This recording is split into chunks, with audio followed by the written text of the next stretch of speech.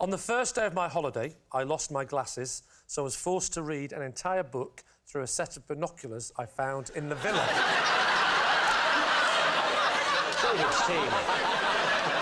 I've been here all day and I haven't seen you wear glasses. Well, that's because I wear contact lenses. Why didn't you wear contact lenses? Because I didn't take them on that particular holiday. What was the book? The book? Wow. The Kipper. By?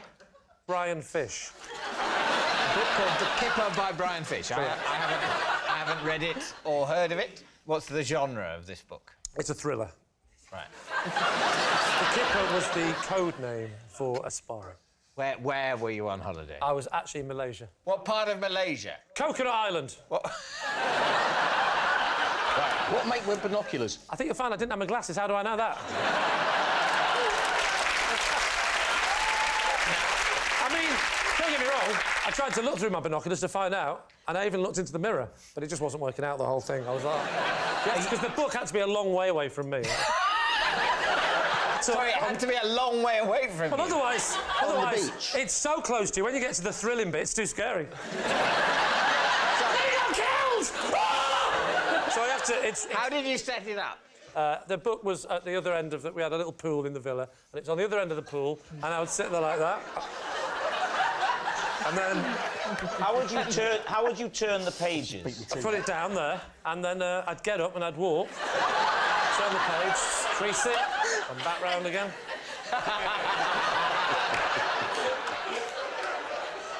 So, you got there and you'd forgotten your glasses? Correct. How did you manage to get there without realising? Because I forgot them. I left them somewhere en route. Right.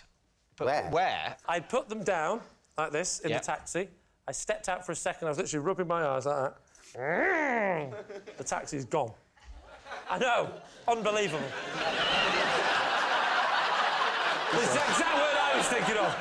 You hadn't arrived at your destination. I took the glasses off for a second, like that. To put them down in the taxi. But there's a reason I put them down for a second. Yeah. Put them down. They're my proper glasses. Yeah. To put on my sunglasses when I get out of the car. The sunglasses are prescription. Yeah. I step out the car, yeah. He drives off, I've left the glasses in the back, I can now see perfectly clearly through the sunglasses. I know what you're going to ask me, so I'll just get to that point.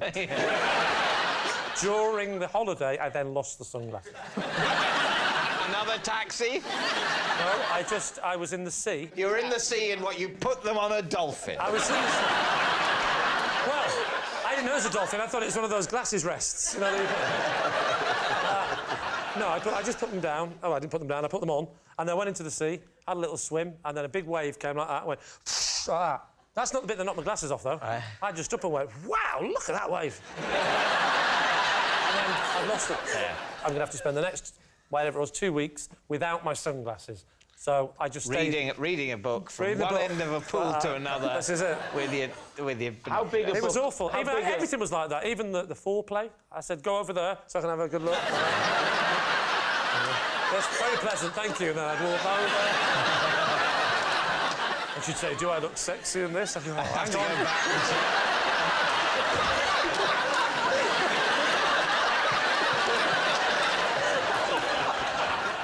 So, what are you thinking? Look, I wear glasses. You are so protective of your glasses. There are various implausible moments in this story. I would say the losing of sunglasses in the sea is not the most implausible. I would say it is the image of Lee sitting at one end of a swimming pool with his binoculars and a book propped up at the other end of the swimming pool.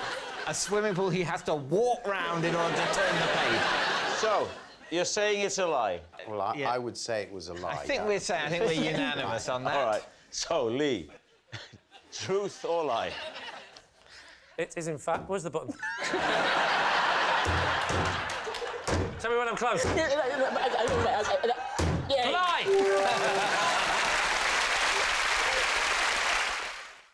After an incident in a hotel room, the crew of Celebs Go Fishing wrongly believed I was having a breakdown.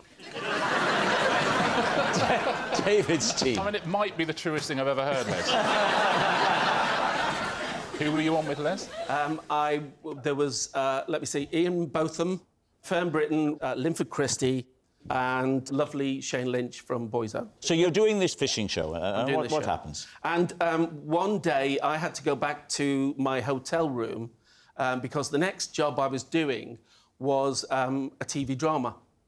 So I had to go and do a Zoom read-through. It's a tribute to your versatility, I must say, that on the one hand... Oh, I thought you were going to say, a man of his age could use Zoom. It's a tribute. It's a tribute to... As a man like you can even turn a computer on.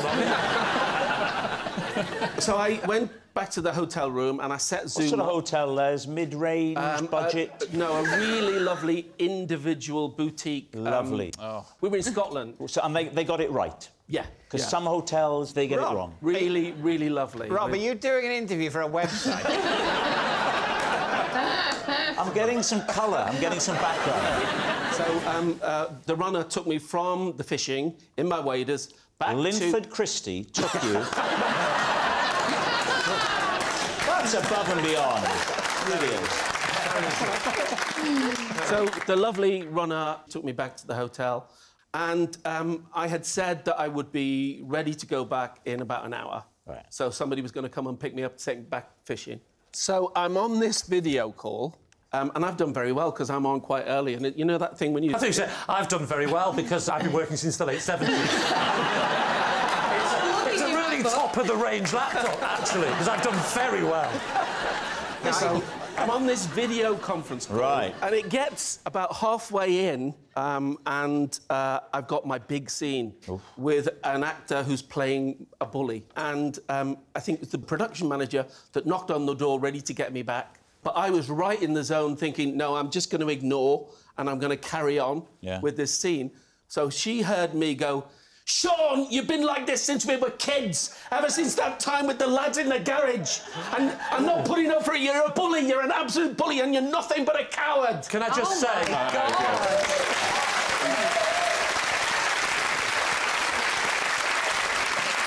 tell you what, all I can say is, thank God it was a straight offer and not an audition.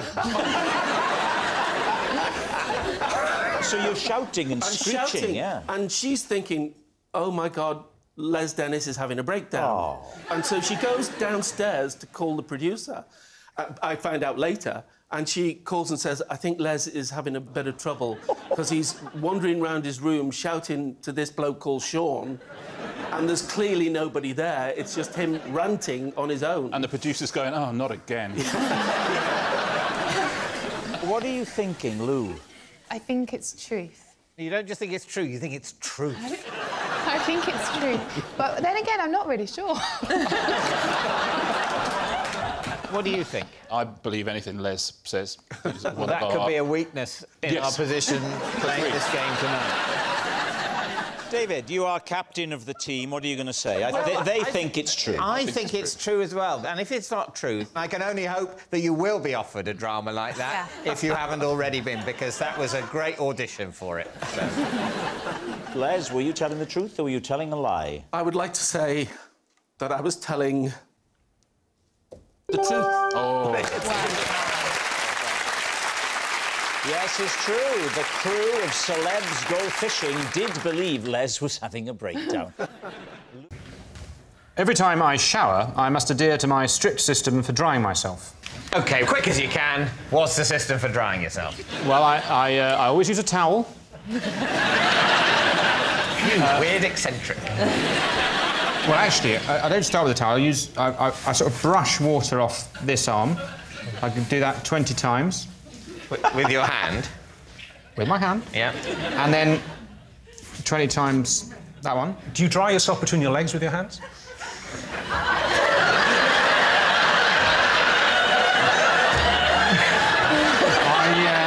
No, I don't, Richard. Is it like an OCD thing where it is 20, or is it roughly 20? Oh, it can be multiples of 20. You're not serious. Yeah, so like 20 of those. 1, 2, 3, 4, 5, 6, 7, 8, 9, 10, 11, 12. We know what 20 is. And then the same with that. And then 30 with the hair. 30 in the hair. And then I go. And then I think if I'm ready to move on to the towel phase. I think I've done the arm and head thing. It's towel time. And when did you start doing this? In the last 2 years. When you reach for the towel, are there any other oddities, or do you basically then proceed in what we would refer to as a conventional drying manner? Right. I get the towel and I do 50 on the top of the head. Right. And then this is quite a new development, actually. Probably within the last... The whole thing is quite a new development. No, but this... You clearly had some sort of breakdown a couple of years ago. So now it's 50 on top and 50 behind, whereas it used to just be 50 on top. What was it about your drying policy before this point, 2 or 3 years ago, that you considered inadequate?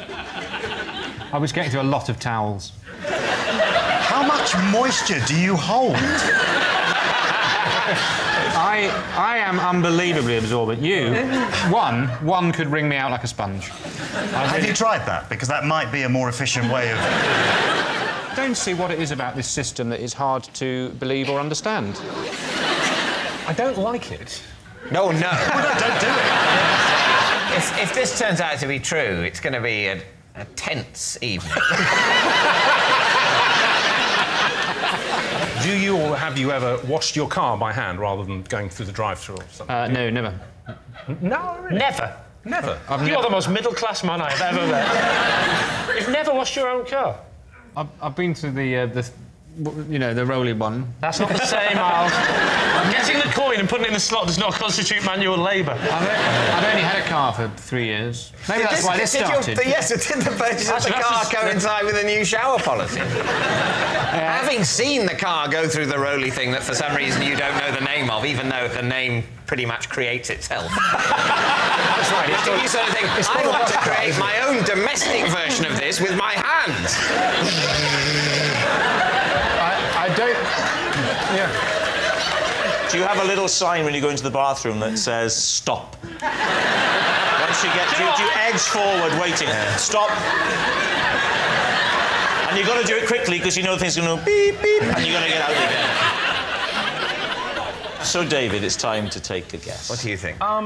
It's truly horrible. But I want it to be true, and I'm an optimist in life, so I'll say it's true. Yeah. I can't go with that. I mean, if it is true, then it's really disturbing and frightening and all those other things that you scare your kids with. My instinct is that it's a lie. OK, So you're saying it's a lie. Well, yes. Miles, were you telling the truth, Miles, or were you telling a lie? It is... true.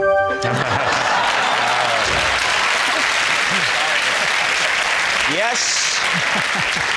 Almost unbelievably, it's true. Every time Miles showers, he must adhere to his strict system for drying himself. Every time I lose a tooth, I put it in a pot. This is that pot. Right, at least he...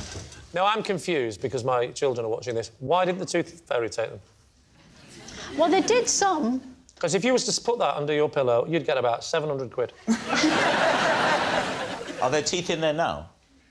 Yes. Okay. So why did you decide to start just collecting them? Something to do, isn't it? So can I come and get it? You can go and get it if you want to, yes. All right. You lost weight, you look great. As rehearsed, well done. Thank you. I'll take the lid. Yeah. I feel like a very grumpy fairy. There's a quid under your pillow, love. Oh, my God! Oh, wow. Wow. Huge! That's a big one. That's like a cat's tooth. More like a fang. This one's quite decayed. Yeah, they're not healthy-looking teeth. No. She's from Bolton. Can you talk us through them, Diane? Do you remember which one comes from where? Well, they all came from my mouth. I appreciate that, but in which parts of the mouth? Can you explain this one? Because that is just... That's like a dinosaur tooth. It's very long and sharp. Well, you know that it's not just the top of your teeth that you can see. They go down into your gums. Oh, yeah, I went to school. What scares me is if this isn't true, whose teeth are they?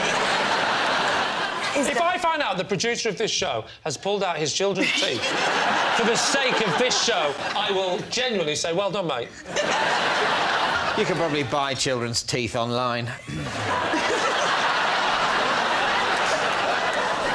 What do you think, Rory? Is she telling the truth?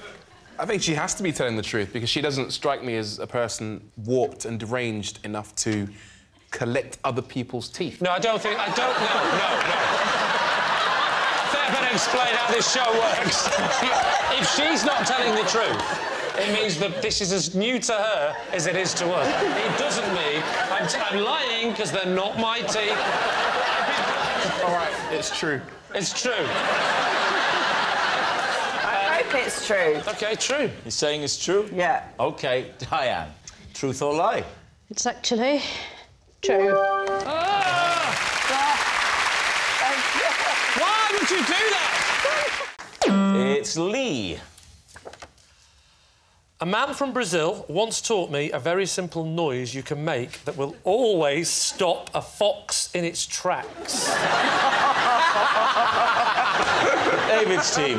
Can we hear the noise? I'll be honest with you, it's a very instinctive thing, and without a fox, I'll be a fox. Ready? Yeah. Ready? Yeah.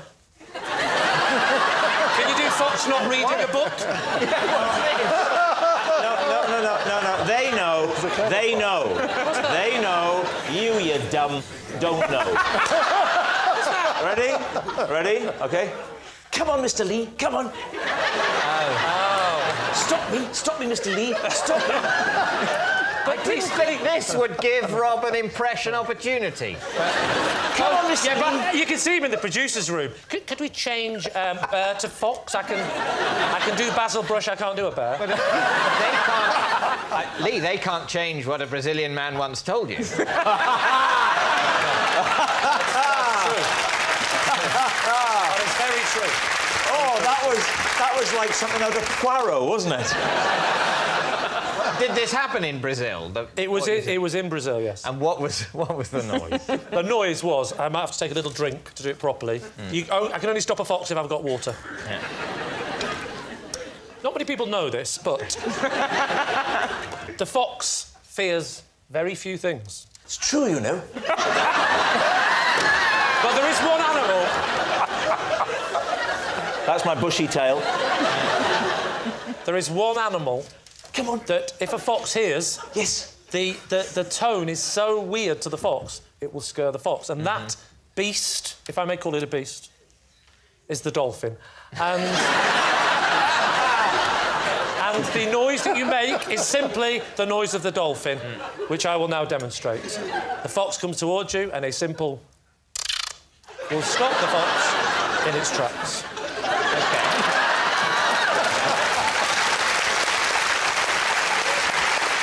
Can I just ask you, why would you want to stop a fox in its tracks anyway? Foxes aren't aggressive. They don't run towards you. Foxes are aggressive. They gnaw at our recycling box. But can I just say, they don't gnaw at my recycling because I have a letterbox and this. They're off. So was it a recycling gnawing scenario that the Brazilian man was giving you this technique in order this to was avert? just one of those crazy drunken nights in Rio that I'll never forget. I'll never forget sitting there. I wasn't even talking particularly to this gentleman. No. He was smoking a big fat cigar and he turned around to me and goes, you know, if there's one thing that life has taught me... this will always stop a fox in its tracks. Well, and he did that. He blew the smoke into my eyes and we slept together. Truth or lie? Lie. It's a lie. OK, Lee. The suspense is killing us. Is it true? It is, in fact, a lie. For the past 15 years, I have performed my own dentistry. David's team. So... give us a big grin. It could be true. I know that you're implying I'm a bad dentist. No, because even very, very, very good dentists sometimes get someone else to do their teeth. Right. And by sometimes, I, of course, mean always. How do you do that? Like, what do you do? Yeah. Well, no, the key to it is I don't do extractions, I haven't had to. Fillings? I do fillings. I do fillings, crown replacement. I repair bridges. Specifically, I don't do, so don't ask, Stacey. I don't do implants. I don't do root canal. Do you drill? I do have a drill I use. You have to do a filling. You've got to drill it out first, haven't Exactly, yeah. Do you use local anaesthetic? Yeah. No need. No need? No need. Why, because it's not true?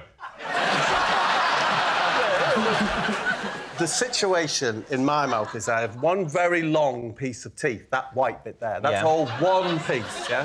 What? One piece. Made to look like many teeth. Oh, I see. So that's false teeth. Yes. OK. Either end of this, I have two, what you call crowns, yeah? Right at the end. At the bottom, I have my own teeth here. As my dentist says, my bottom one's a poppadom colour, yeah? And my top one's a pilo rice. So who said that? My dentist. So this was some time ago? No. David, 15 years. I perform my own dentistry. Yeah. There's no exclusivity there. You still have a dentist, yes, but you just don't let him do all the stuff. Yes. Why is your mouth in such a state? Because I used to have 17 sugars in a cup of coffee or tea. 17? 17, yes. 17 in a mug? Yes. If I had 18, it's too sweet for me. So the crowns would come off. I'd go to the dentist, yeah? He'd charge me 400 quid, yeah, to put them back in. And it's outrageous. And I heard this magic word. I heard him say to his dental nurse, Fuji 9. Yeah? Fuji 9. And I became aware that this Fuji 9, it's actually a luting cement, which means you can use it... Are you sure he wasn't halfway through a Japanese football result? You can actually use it... It mixed 1-to-1, the liquid and the powder, it's a cement, yeah? Mixed 2-part liquid, yeah, then it becomes more malleable for fillings. I found a way via my TV work to get hold of some Fuji 9. Once you have Fuji 9, you are a dentist. So what equipment do you have, then? All I have is my Fuji 9 with its little orange spoon, with a bigger end and a littler end. For the different amounts, depending on whether you want the 50-50 or the 2-to-1. That's Fuji 9. Yeah. It's all done for you. It's done for you. It's magic. It's magic. And then it's magic. It's like the cement is softer than your teeth, yeah? So I have a leather maker's drill, yeah? Leather maker's drill? Yes, a leather maker's drill, because that has sanding fitments to grind it down. You've got to check your bite after you fix the crown. If you get it a bit wonky, your bite won't be right. So you have to file the Fuji down. Oh, that bite's nice now. That's nice. Okay, but yes, the other thing you've got to check after doing your own dentistry is your mental health. Do you not need one of those special lights?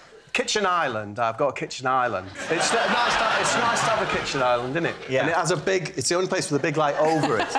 So I got... My son has a PlayStation seat that's very low back, like that. So PlayStation seat? Yeah, it's a gamer's seat. And I put that on the kitchen... Island. On the kitchen island. You put it on the island? Yeah. So you're up high on the island? Yes, because then that puts the lamp about there. And so you're in a PlayStation gamer's seat. Yes. Balancing on... What's the surface of the kitchen island? Do you know, I think it's Corian. It's very nice. Corian was originally what was used for autopsy surfaces. Again, so... Are you doing your own autopsies at home as well? Oh, what to say? Bob, the dog's dead. Bring it in. Bring it in. So, if I was to say this, the hardest thing is somewhere to hold the mirror. I think the hardest thing is to sell the story, Bob. I have the most curved Indian instrument called a samashi or something. And if I put it next to me on my gaming thing, the curve of it, it's like a flute thing. The curve of it goes there, and I can put my mirror there like that. Got the light there, game thing. Sorry, you hang the mirror on the end of a curvaceous Indian musical instrument. Yes. But this is very specific. So what's it going to be? There's a lot of detail. Yeah. If he was trying to make this story plausible, why would he say the way I set up the mirror is that I tie it to the end of an Indian musical instrument? Do you remember Bob being on this show before? Yes, and it's always true. It's true about the masks in Castle Douglas. It was true about him being able to tear an apple apart with his bare hands. It was true about the game in the gardens. Well, look, whether or not it's true, and we don't know yet, don't try it at home. I should say. Do you ever do extractions, Bob? I've never done an extraction. Because I genuinely had an extraction yesterday, look. I see it out there. Oh, they've not used Fuji.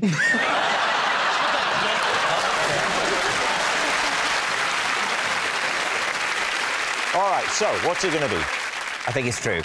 You think it's what? I think it's true.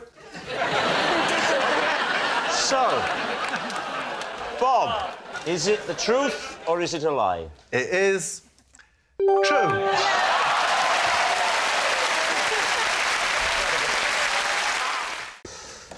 In nightclubs, in order to impress the ladies, I used to break into my special catwalk move. I hope this is true. Lee's team. Before, you know we're going to ask you to demonstrate it. Before you do, can we just clarify? You mean like a model, or were you on all fours and weeing? And walking at the same time. No, like a model, like a model. OK, well, could you demonstrate for us now? Well, no, that'd be ridiculous. No, that's why I'm asking. Yeah. No, because if I showed you that I did a very good catwalk move, then obviously I'm telling the truth. Not necessarily. You could be lying, but you are able to do it. You could say, when I used to go to nightclubs, I would occasionally stand on one leg. And if I said demonstrate, you'd go, no, because if I stand on one leg, it'll prove I can do it. And I'd go, no, proves you can stand on one leg. It didn't prove that you used to do it in nightclubs. So I ask you again, get yourself on the floor and start walking.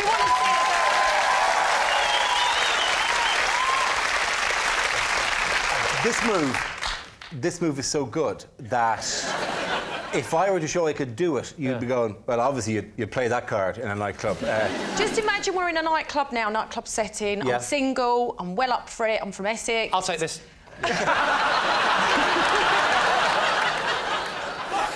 Will you compromise? Will you do the face?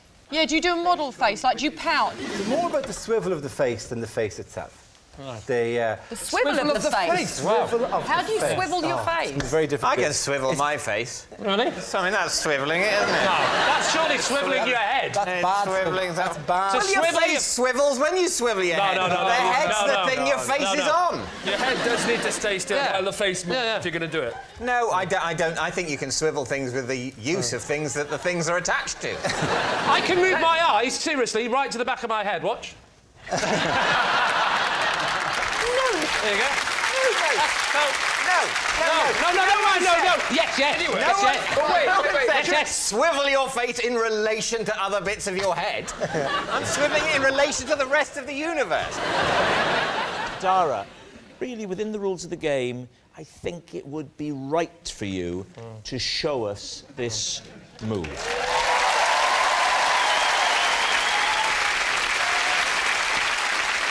Dara, I'm going to help you here, OK? No. Here, yes, I am. I'm going to help you. I'm going to give you a little bit of music so you've got something to work with. Oh, inspiration. Now, I don't know if we've got anything ready, but hit it. Wait, stop. Wait, no, hold on. This is the catwalk area here, right? However, first the model walks out to the start of the walk, right? So I'm slightly backstage here. I'm nervous. I'm ready to go, right? This will be the catwalk area here. When I hit the bend, watch for the swivel, right? Dara, was this boring bit part of the chatter? Oh, man. Did you have to explain it all before you did it? But what she was about to see? Did you have the confidence in the nightclub to go? Cut the music! I'm not ready! Cut the music! Everyone, stop having fun! I'm not ready! OK, music. Yeah. No clapping, no clapping. Hang on a second.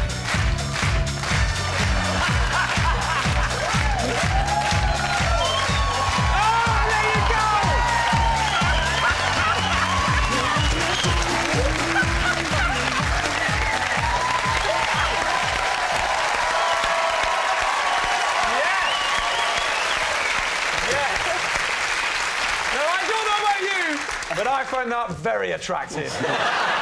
The swivel? Did you see the swivel? Yeah. That was nice. The swivel of your head rather than your face.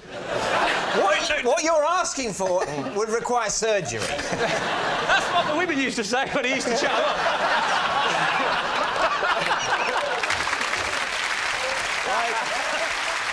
Lee, what's it going to be, truth or lie? What do we think? Well, I think... Would that have done anything for you in a nightclub?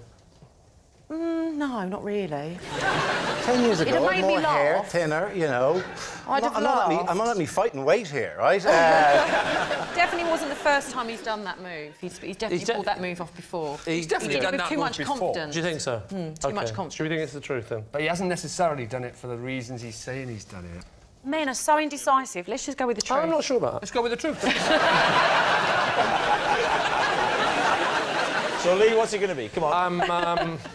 Should we go for We'll go for the truth. Let's go for a truth. Right, they're saying it's the truth. Dara O'Brien, were you telling the truth or were you telling a lie? It is true.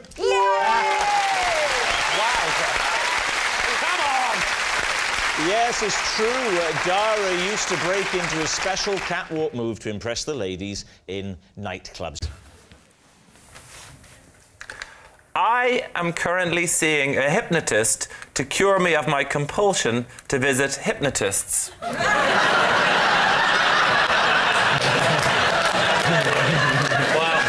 I don't think this is going to take too long. How long have you had a compulsion to see hypnotists? Well, it started off, I had a fear of heights, and I visited a lot of different practitioners. It is a serious enough thing. I mean, it's unusual to be this high. And yeah, I tried hypnosis, and then I seemed to be getting something temporary from it, so then I ended up visiting a lot more hypnotists. What were you getting temporary from it? I was getting some relief from it for a while. From your fear of heights? Yeah. So you're now relieved of that at this point. Why would you go back?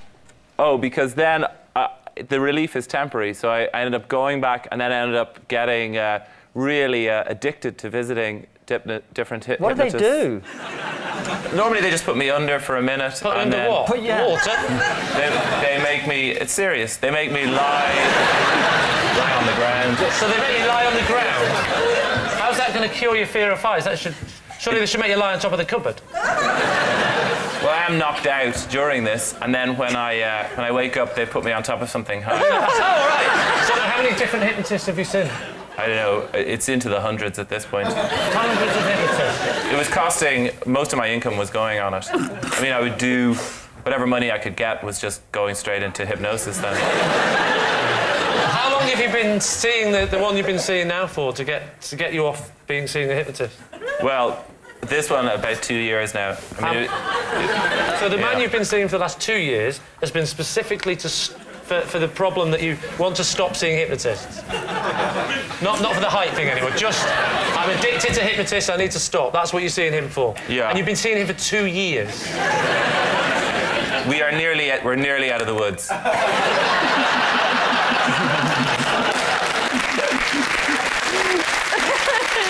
Do they ever touch you in any way? Generally, the sort of severe vertigo hypnosis I get doesn't involve physical contact, but it does involve being winched up.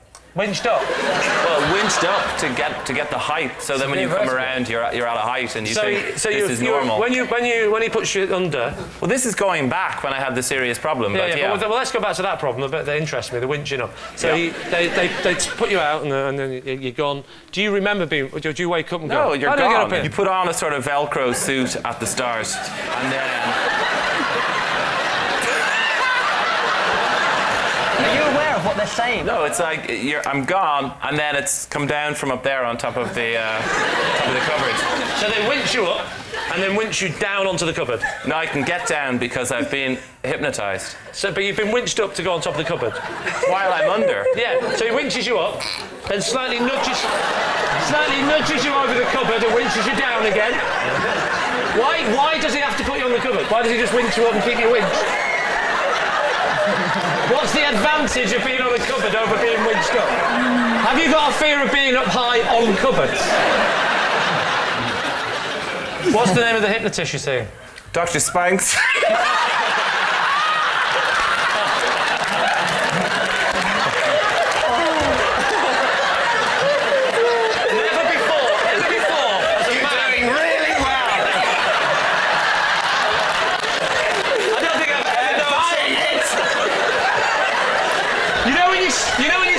sentence and you don't know how it's going to end. It's never happened before with just 2 words, doctor and spank.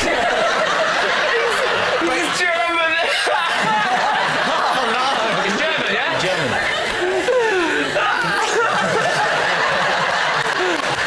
It's very emotional.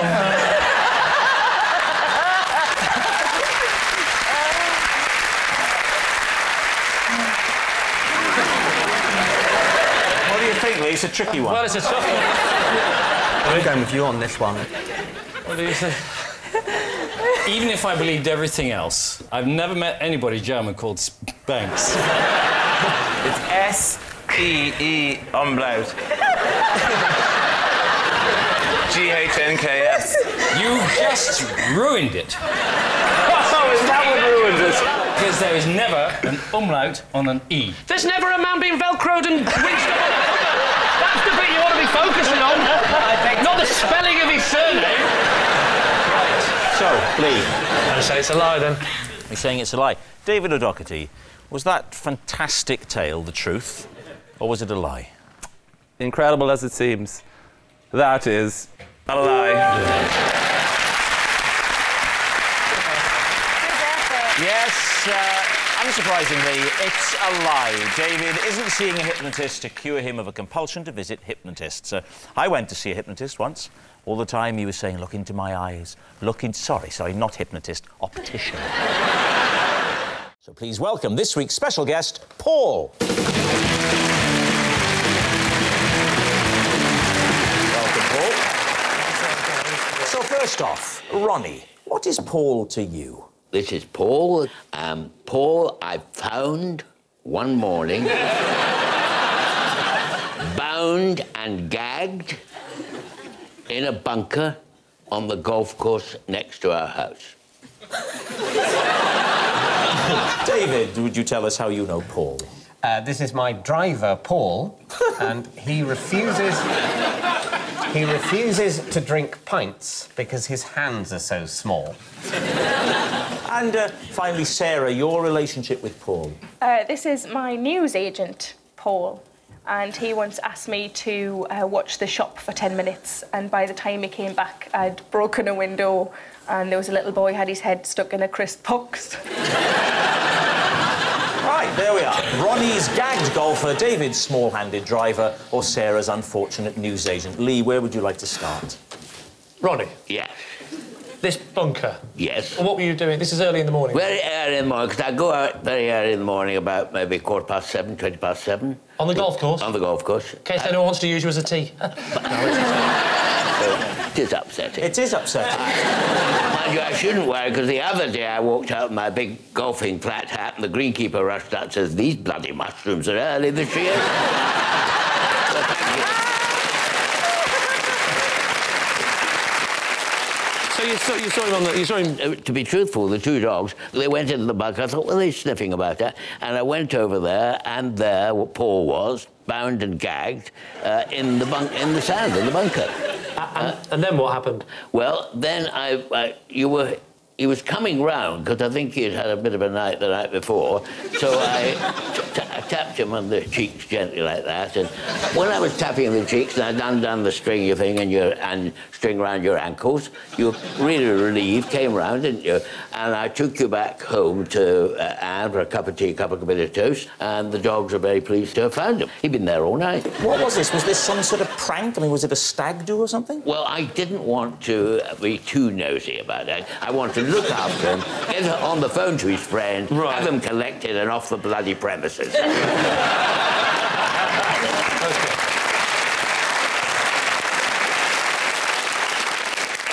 Has he kept in touch?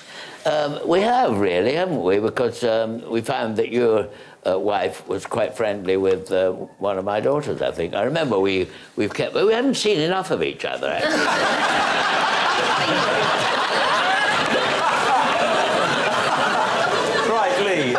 Who else would you like to question? OK, David.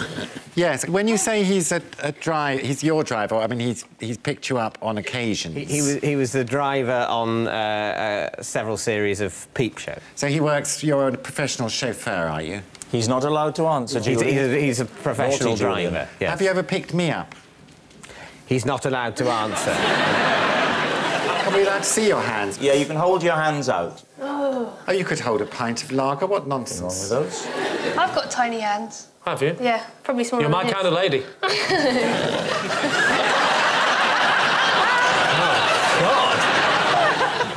David, tell us about the whole business with the pints, then. What Paul told me is that he always chooses to drink bottled beer because when he holds a pint, his Wait, this isn't at the wheel, is it? This is... No, but on a night out, he chooses to drink bottled beer rather than pints because he gets laughed at for holding a pint glass because he sort of has to use two hands. You weren't that small. Are you sure they're not serving it in buckets? Maybe there's some course you could go on to make your hands bigger. Should speak to Ronnie about that. Now, what about Sarah, Lee? OK, so how old were you? It was only a couple of months ago. Are you a regular in his shop? Yeah, buy a lot of chocolate. And what happened while you were in charge? Well, you know, I was trying to shut one of the windows because it was quite cold, and you had like quite high ceilings. You know those sticks that have got the hook on the end that you can shut a window, and it sort of went through the window. What's the shop called? Paul's. It's called Paul's, is it? Yeah. Just Paul's? Yeah. Not Paul's shop? No. Well, Paul's. it's obviously a shop. To be fair, Marks and Spencer's. What about this boy who got his head stuck I forgot about in a box of crisps? Well, How did that come about? It was at the end of the school time, sort of 4 o'clock, and there was a rush of little kids, and one of them just wanted to get himself some crisps out the box, and it was the last one, and he got his head stuck in because he sort of went in. The cardboard boxes with all the crisps in the with hole? the hole. Yeah. He couldn't quite reach, so he went put in his head in first. and it was stuck? Yeah. And you couldn't think of any way to unstick him? Well, I don't really do kids. The crisp box thing doesn't ring true. They're not that big, are they? You have to put your head in. If it was a little boy, you know, he hasn't got a head, no offence, the size of yours. His arms are of reasonable length, presumably. Yeah, that's a good point. We need a guess from you, Lee. Is Paul Ronnie's bunker buddy, David's tiny-handed driver, or Sarah's unfortunate newsagent? He does look like a driver. Can I have a look at the back of your head? Can you turn around to the back of your head? Yeah. Do you recognise the back of his head, Julian? He's a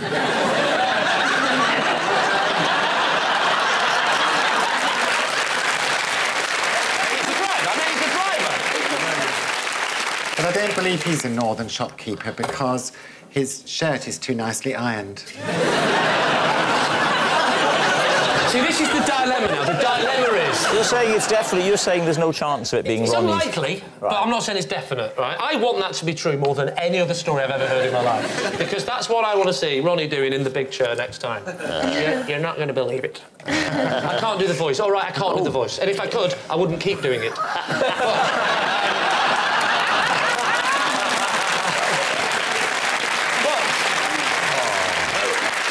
Ronnie, can you do an impression of Rob? No. I've never felt the need to do an impression of Rob.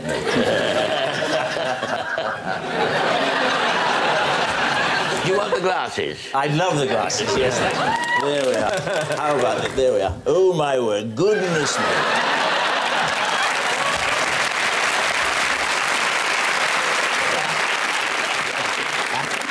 And in a packed programme tonight. Good Lord, you get vertigo in those. Oh, God. Nobody without these, you know. God. So, what are you going to go for? I don't know. What do you think? I think it's the driver. You think it's David's driver? Holly? Yeah, I think it's David's driver. I think it might be Sarah because she looks like the kind of person that could break a window and almost kill a small boy in 10 minutes. I'm going to overrule my team and say it's Sarah. Oh, bold. OK, you're saying that it's Sarah and the newsagent. OK. Paul, would you please reveal your true identity?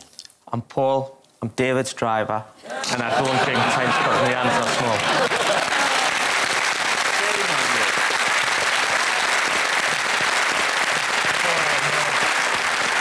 Yes, well, if ever there was a harsher warning of the dangers of a fascist state, I'd like to see it. Thank you very much, Paul.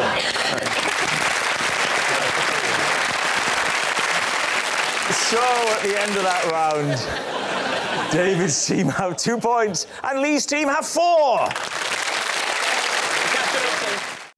technique I often use to determine if someone has singing potential is to get them to sing Bar Bar Black Sheep as if they are frightened. David. Is it? As if they are frightened? Yes. And what is it about that tells you anything? It's to determine whether they can perform. But not just to sing, but whether they can take it to the look next level. terrified while singing, because that's the key skill needed in a choir. Yeah, no, it's more about them. You know, it might be that I want them to get under the skin of a piece of music that I'm going to do later. So I want to see whether they've got what it takes emotionally to connect with the song, even if it is Bar Bar Black Sheep. Is that one of your favourites, Bar Bar Black Sheep? Well, it's a very good tune. Well, look, the talk is cheap. Let's see some of that, and I use this phrase advisedly, Malone magic in action. Greg, could you sing Bar Bar Black Sheep as if you were frightened, please? Fine, I'm an incredibly versatile actor. Let's go. Frightened? Frightened. OK. Oh.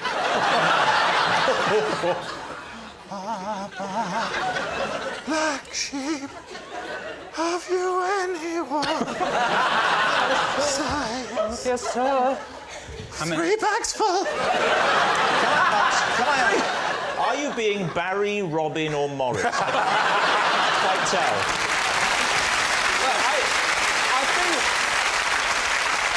We've established that he's got potential, and the important thing is... Give me another emotion, Gareth. No, well, that's... Yeah, I know, but give me another one. Just... Well, all right. Sexual joy. Hang on a minute. Have you Can I do the frightened one? Oh, you want to do that? I don't get to look someone in the eye very often.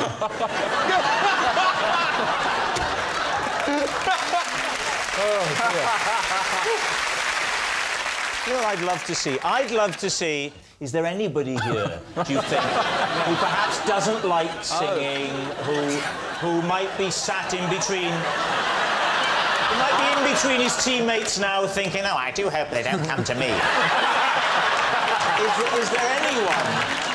Why don't we ask David to... OK, all right. Could you perhaps sing Bar Bar Black Sheep? Bar Bar Black Sheep, like I'm very frightened. Go on, David. OK. Bar Bar Black Sheep, have you anyone? Yes, sir, yes, sir. 3 bags full.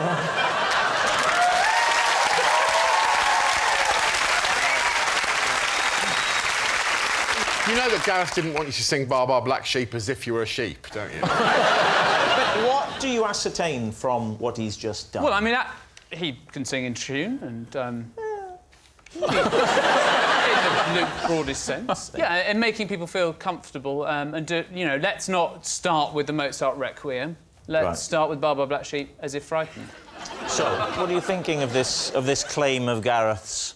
I think it's true. Also, you have got to have a thing, if you're auditioning lots of people, you can't think about it with each one. You've got to have a thing you ask everyone to do. Yeah. So I think we think I think we're saying it's true. I think it's true. OK, Gareth Malone, truth or lie? It is... a lie.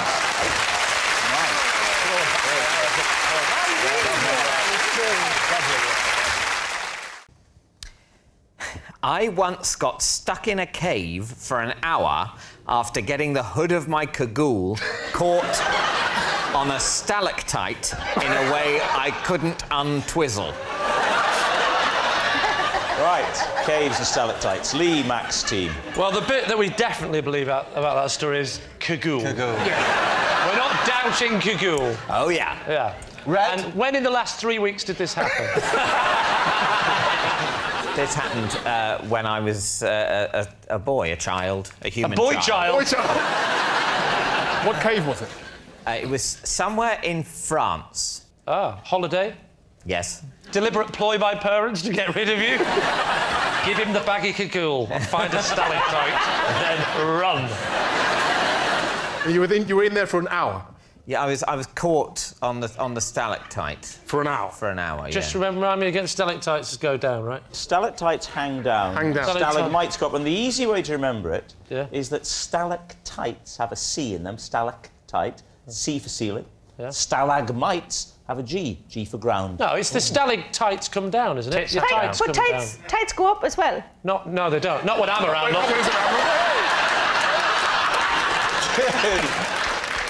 How did you eventually escape?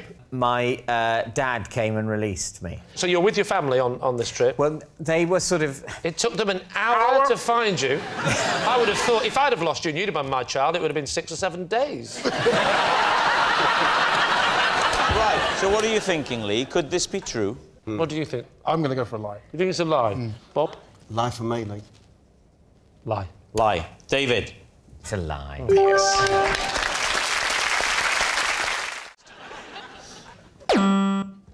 Oh, it's me. Right. I was recently bounced off a bouncy castle whilst trying to prevent a bouncident. What's a bouncident? It's an incident involving a bounce, and you put the two together to create bouncident. Surely it's a derivative of accident, not incident. Well, obviously, an accident is an incident, and a bouncident is an incident. Was this bouncident an accident? It was a bouncident waiting to happen. How did you go about preventing the bouncident that might or might not have happened? I'll tell you everything. Let me set the scene for you. It's early summer. It was the birthday party of a small child. Was you invited or just turned up? Look, let's be clear. There's a children's party in a church hall. Yeah. I'm attending because it's the party of my nephew. Yeah. And there's a bouncy castle. Whoa, in the church hall? I know, I've never Indoors? seen that. Yes. An indoor bouncy castle? Indoors? Yes. How big No, was it? there wasn't.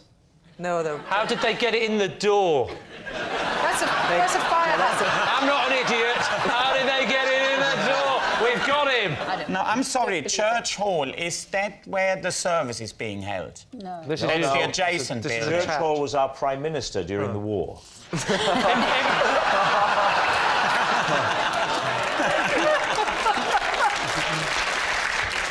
Now, I don't like bouncy castles, because I think they're dangerous. Right. And my little boy went on after I'd expressly told him not to. Well, he disobeyed your orders.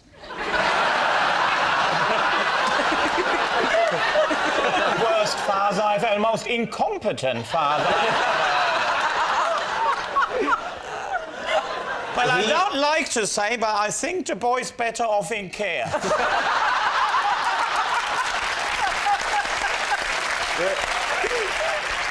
Hey, this is very upsetting. He clambered on, unbeknownst to me. Yeah.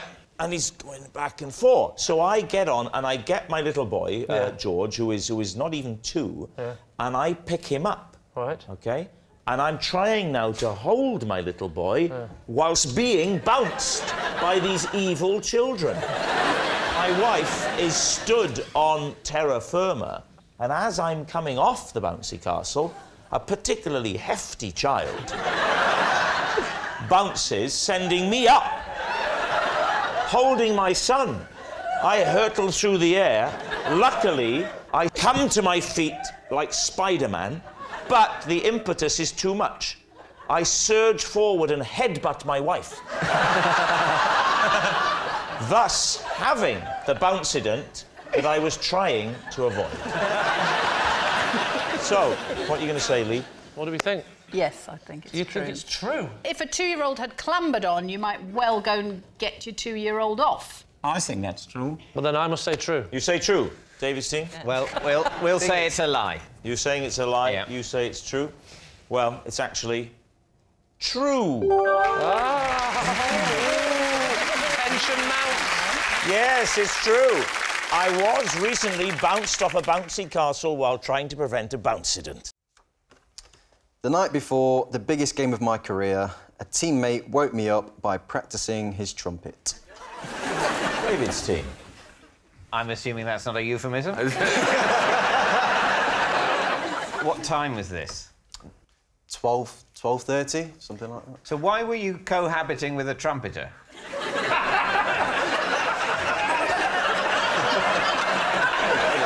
Please, just use that as the trailer and nothing else. That's it. That's all we need.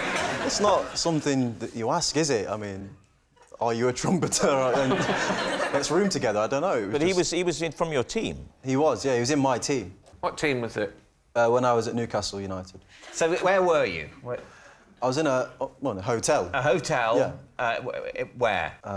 It was in Newcastle. Think about the other team you were playing. And it'll probably be the same answer. Say in Newcastle? It was in Newcastle, yeah. Why would you be in a hotel in your own hometown? Because we were playing against Sunderland. Oh, fair enough. Sometimes the manager likes to just keep the players together. Ah, yes, right. I have Okay, heard lock of and that. key. Who was the trumpeter? It was Nobby Solano. Oh, Nobby Solano. He's from Peru. What was he playing? I can't help thinking, if someone wakes you up playing a trumpet in your ear, you don't go, oh, what is that? Is that... no, don't tell me, carry on playing. I'll get this. It was something like, you know, them Mexican kind of food adverts, like...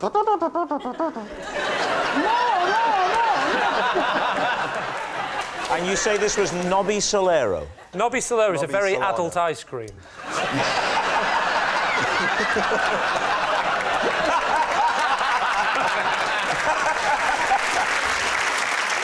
So where is he trumpeting?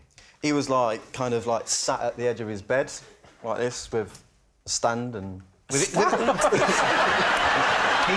his... If this is a lie, don't push it, son. He'd stand at a battle. He'd set up his music stand. Tunic, you got a tunic and a hat on, under his chin. 2, 3, 4. And what was his excuse? That he's practising, that was it. And did the conversation go further? Did you say... Well, I just said, you know, put it away. And also start playing the trumpet. What do you think? I mean, I know the world of football is not one that you're overly familiar with. Yes, but I am an expert in nocturnal trumpeting. So, you know, it balances out. Yeah. What do you think? It's certainly true that people tolerate a lot of noise in South America, generally.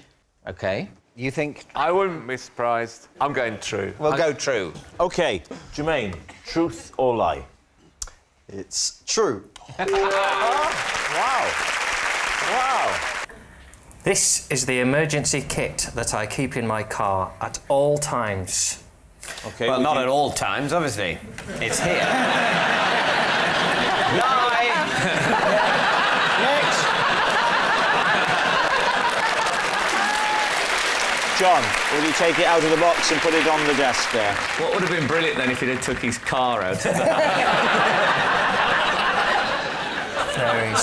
Can we investigate it? Yes. Do you want to? Spotty I'd mud. quite like to. I'll be very careful with it. Are you going to bring it back? Well, yeah. I'll be careful. There we go. Thank you. Oh, I've never given another man my box before. OK. I have. It's quite nice. There's a mug, spotted mug. Yeah, well spotted. Yes, here's options, Belgian chocolate. Bill, sorry, can you be careful with that? That's his mother's ashes. Chocolatey ashes. And here a little bottle of... Some red wine? Can I just say this is like the most boring version of the generation game. Oh, the best ready, steady cook ever. It's the sort of a post-nuclear deal or no deal. Right, OK, so take us through why you've got these items. Well, I'm on the road a lot, and I like food and alcohol. So I make sure I have some in case I have an unexpected overnight stay. I love how seriously Bill and Frank are studying the product. This has got a very curious marking on it. It's a circle and pregnant woman and a line going across it. What's that got to do? That suggests to me that they don't advise that pregnant women drink. It's hardly hieroglyphics, Bill, is it? Tell you what, if I found this in a car, I'd assume it was the flight recorder. David, time to guess. I think it's nonsense. So we happy to say it's nonsense? You're all saying it's a lie? Yeah. OK. John, were you telling the truth or were you telling a lie? It is true. And I should say, if you're thinking of compiling an emergency car kit of your own, both Would I Lie to You and the BBC would like to point out that other brands are available.